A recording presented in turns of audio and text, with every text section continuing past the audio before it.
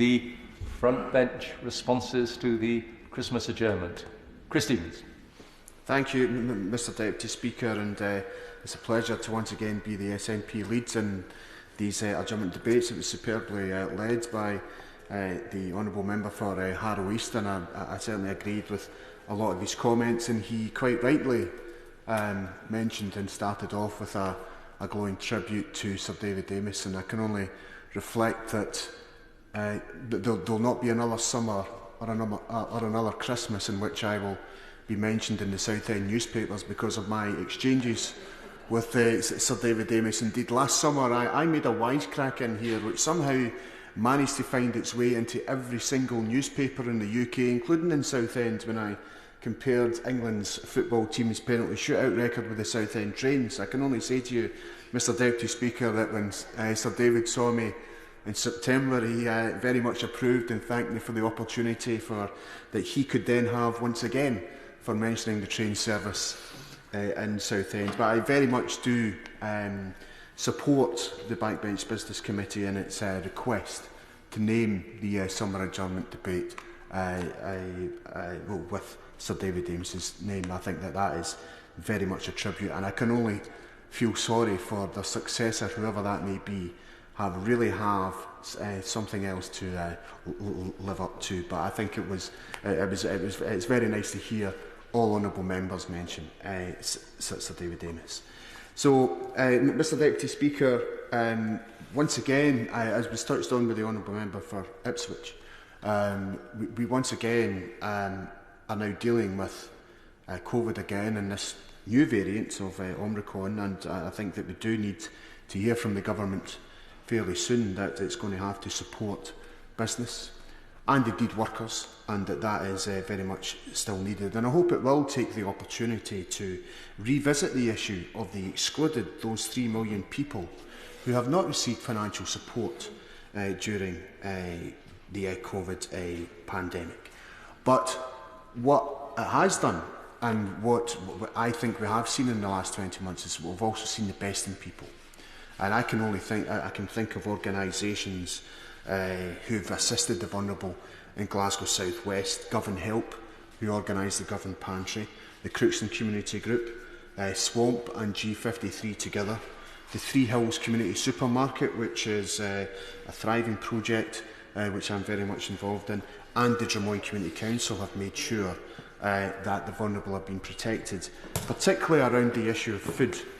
And people have the right to food, Mr Deputy Speaker, and I'm delighted that in 2022 I'll be working with the Bakers Union and their campaign to the right to food, making sure that those workers are aware of their rights. And it does sicken me. I do support workers in the hospitality sector, but I really do think that the government needs to look at issues like people not being given travel to go home from their place of work at night, the fact that people are working in the hospitality sector in zero-hour contracts who can't afford food. They spend shifts serving food but can't afford that food. And perhaps the government will finally in 2022 table its much promised employment bill that will look at these indignities, because many of the indignities we see in our society actually take place in the workplace. And I think that the pandemic was touched on by the Honourable Member for Luton North, is that there are inequalities that COVID has exposed, and I think that employment and employment practices is certainly one of them. And I hope that the government will fix the broken social security system that we have in this country. I was delighted to hear the Honourable Member for Harrow East mention the Afghan resettlement scheme and making sure that this really needs to be taken forward. It's quite harrowing listening to constituents come to you at a surgery, showing you the threats that their family members in Afghanistan have received because they are demanding that the constituent go back to Afghanistan to face the Taliban. And if they don't face the Taliban, then their families are receiving threats about what would then happen to them. So it's important that work is done.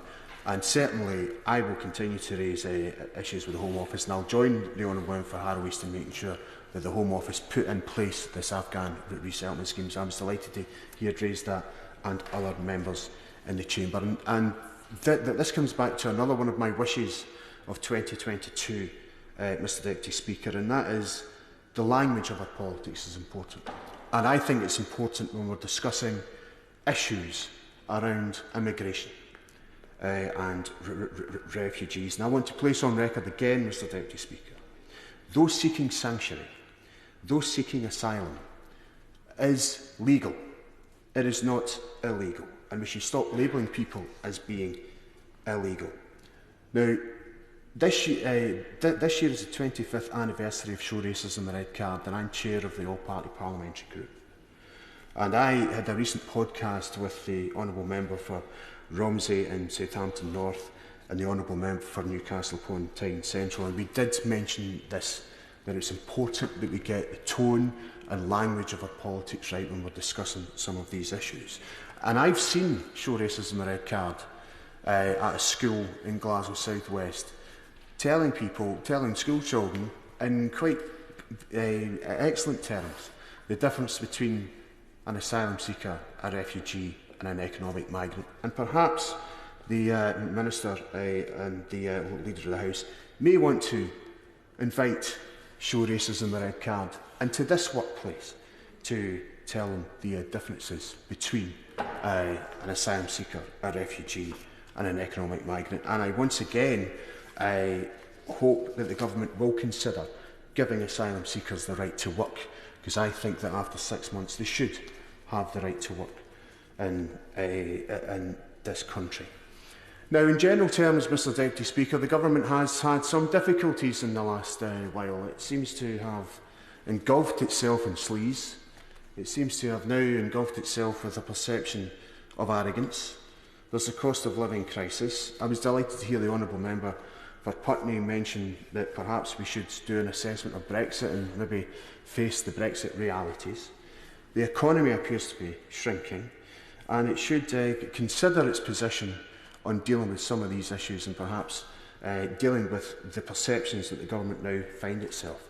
Of course, Mr Deputy Speaker, and this may be connected or not, support for Scottish independence is rising to its highest levels. Whether there's a connection or not, I'm very confident, Mr Deputy Speaker, that after the COVID crisis is over, Scotland will become a modern, independent country. The Honourable Member for Harrow East and the Honourable Member for Eastleigh and others quite rightly mentioned something that I always mention in my contribution, and that is the role of the constituency staff.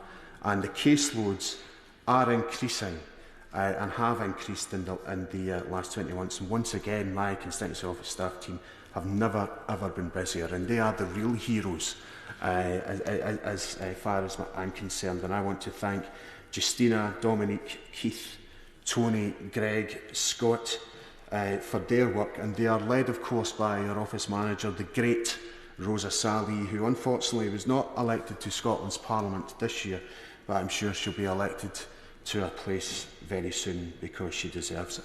And I do hope that we will, in 2022, continue to ensure that not just members of Parliament, but constituency office staff have the security measures that they need to continue their work and do their work. When I was first elected, I never contemplated ever having to deal with some of the security questions and security measures that we are now having to deal with as members of Parliament. And I'll give way on that point. I thank the Honourable Gentleman for giving way, and he quite rightly mentions constituency security. He will know, and I will have to raise this later on in the House, but he will know that contracts have changed. But we are still seeing unacceptable delays in works not being completed to our constituency offices, despite consistently trying to get the authorities to act on it. Has he experienced that, and have any colleagues spoken to him about that problem?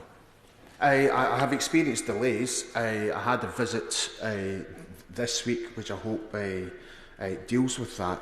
But social media was touched on earlier as well, and I do think that one of the things that will have to be looked at is the abuse, threats and hateful conduct that we receive as members of Parliament and social media. And it's not just us that see that, family members see that, constituency office staff see that, and I do think and I do hope that there will be some work done around social media. So it falls on me once again to remind everyone, Mr Deputy Speaker, that we are going into a recess, not a holiday, and it is a recess, and I do want to wish you, Mr Deputy Speaker, the whole Speaker's team, the House staff, those who look after us, those who feed us, and everyone's constituency office staff across the United Kingdom. Honourable and right honourable members, a Merry Christmas, and I look forward to seeing them again in 2022. Thank you very much. Jessica Morden.